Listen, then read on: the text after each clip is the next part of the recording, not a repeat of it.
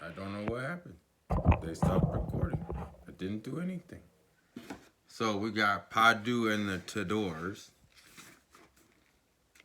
What is this about? Students of law, exiles, tourists, and intelligencers. Students of medicine and natural philosophy. So this one kind of sounds, I mean, it's going to be deep in no pictures, so that's kind of boring. But it should be decent. We'll put it to the side, too. See, I'm trying to tell you, get a box, you never know. Obviously, this is going to... we're not going to do that one. Storm in a can't talk today. Storm in a teacup, the physics of everyday life. All right, yeah. Okay. What goes up must come down. I'm already liking that one. No, I'm just kidding. But yeah, that goes in the back style. We will talk about that one. And then we have Harry Potter, which we're not doing the Harry Potter. I'm one of those few people in this world that has never, ever attempted or had the desire to read Harry Potter. So I'm sorry if I offended you, if you're a true avid Harry Potter fan. But I've never been one to believe in magic too much.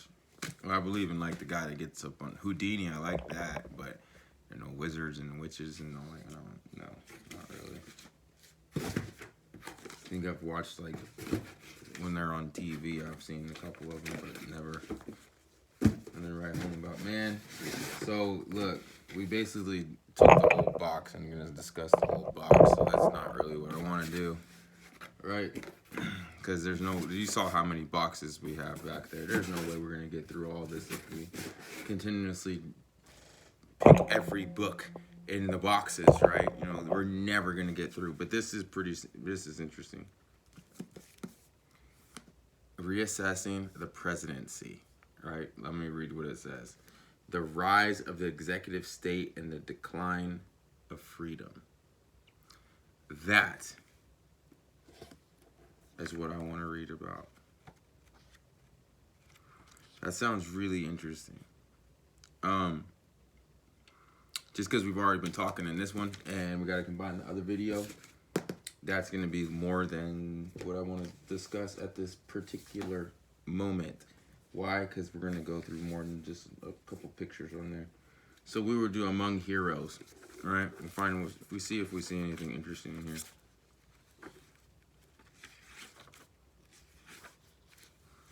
All the events of this book are true and are described herein to the best of my recollection. The names of the heroes in this book are real. However, some connected names have been changed to protect the identities of people incidental to these stories of the friends who are still in active duty. I have at all times sought to avoid disclosing particular methods and other sensitive mission-related information, and this book was submitted to the Department of Defense for full review prior to publication. As much as possible, stories of my friends and their exploits have been compiled in full collaboration and partnership with family members. So, what do we have? Are we starting on 4? Here we go. Introduction, superhero Mike Bearden, Daredevil Dave Scott, Quiet Professional Matt, Visionary John, Rough Man Standing By, and Everyone's Best Friend. What is this? Among Heroes. So this is Brandon Webb with John David. Well, he doesn't even mention himself. Do we want to learn about the Daredevil, the Visionary, the Quiet Professional, the Superhero, Everyone's Friend, or the Rough Men?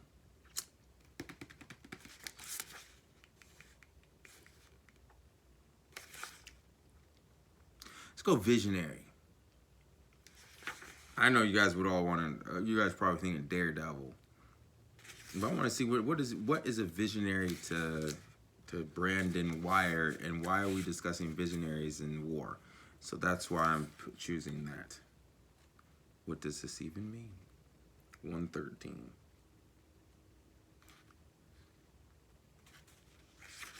Okay, little story. So let me read for a couple minutes. In July 2006, 18 months after making chief and resting command of the NSW sniper course from Harvey Clayton's hand, I left the U.S. Armed Services and faced a question every spec ops warrior must face sooner or later. What now? Once you're trained for years to become part of the world's most elite fighting force, then spend long stretches in the thick of some of the most dangerous conflicts on the globe, what do you do for an encore? Getting out of the service wasn't an easy choice. I had put in nearly 14 years of active service in the Navy. Sticking it out for another 6 would buy me a decent retirement package. I had colleagues who couldn't believe I would even think about walking away with only a few years to go. Some were actually angry at me, which surprised me. What did they think? I was somehow letting them down? But I'd put the Navy and the teams ahead of my wife and kids for too many years. Marriage and being part of the teams is not an easy mix. The day our first child was born, I was in the Persian Gulf, headed for terrorist hideouts in the caves of Afghanistan. I didn't even meet my son until he was 6 months old. When our second came along, I was constantly on the road, developing and teaching advanced courses to sniper students, and those long months away were tough on our relationship. The birth of our third was only weeks away, and I was worried that our marriage was being pulled to the breaking point. It was time to put family first. I had to leave the teams.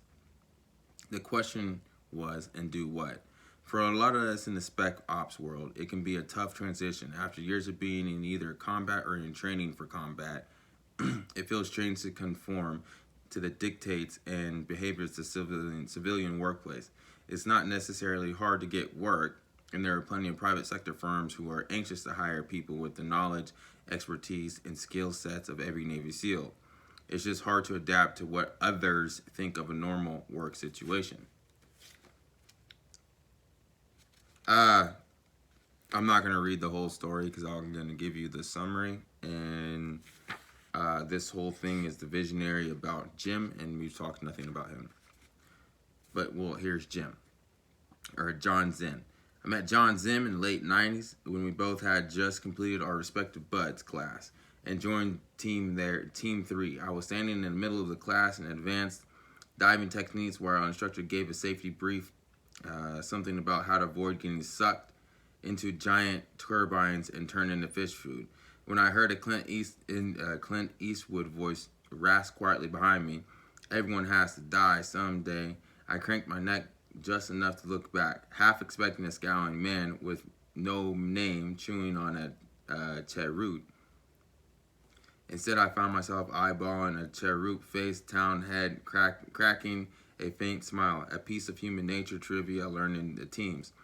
The more times a guy spends in the water, the drier his sense of humor. John and I were both Southern California surfers, and we hit it off right away. If your picture of a Navy SEAL is a big, chiseled pro football type with rippling muscles and a "fuck you" glare, then you never would have pegged John for a SEAL.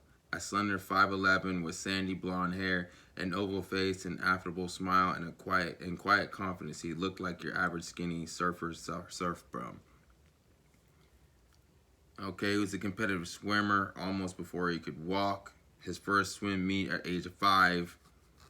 Okay, so great. So, I mean, this is great. It will be fun to read by myself. However, me reading the entire story to you right now is kind of pointless because we're not learning too much of anything. However,